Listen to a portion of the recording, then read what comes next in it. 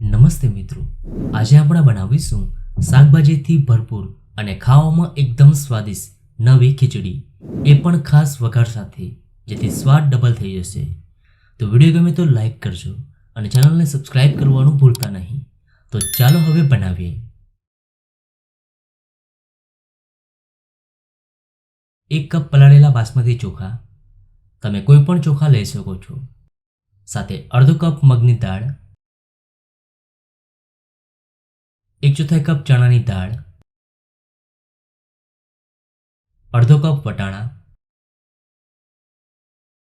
અડધો કપ ફણસી,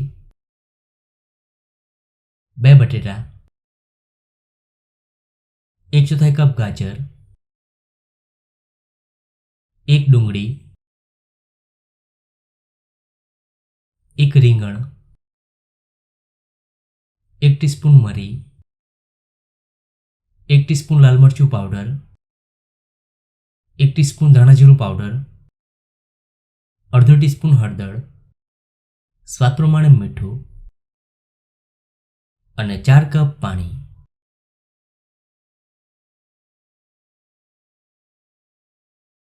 અને હવે એકવાર મિક્સ કરી દઈએ. અને હવે કવર કરી 2 વિસલ મીડિયમ ફ્લેમ પર કરી લઈએ.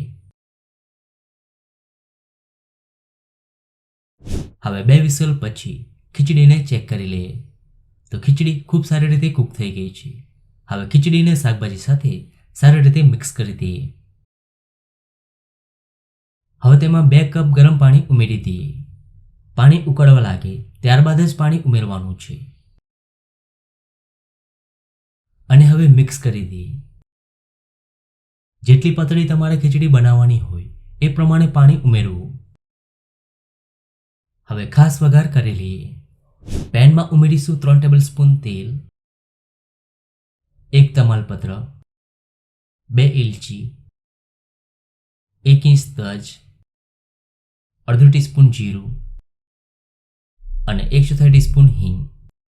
હવે મસાલાને 1 મિનિટ સાતળી લઈએ.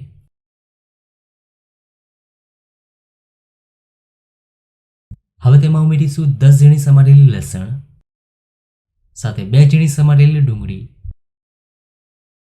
અને હવે મિક્સ કરી ડુંગળી હલકી ગોલ્ડન થાય ત્યાં સુધી સાતળી લઈએ.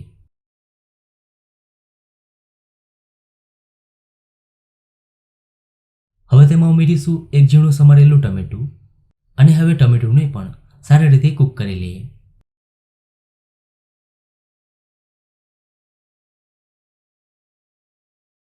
હવે લાસ્ટમાં અડધો ટીસ્પૂન કાશ્મીરી મરચું ઉમેરી એકવાર મિક્સ કરી દઈએ.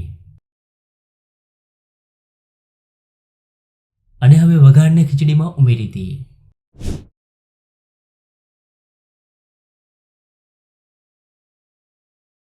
અને હવે એકદમ સારી રીતે મિક્સ કરી દઈએ. તો શાકભાજીથી ભરપૂર અને ખાવામાં એકદમ સ્વાદિષ્ટ વઘારેલી ખીચડી બનીને તૈયાર છે. ખૂબ જ સ્વાદિષ્ટ ખીચડી બની છે. તો તમને આ ખીચડીની રેસીપી કેવી લાગી? જો રેસીપી ગમી હોય તો વિડીયોને લાઈક અને શેર કરજો.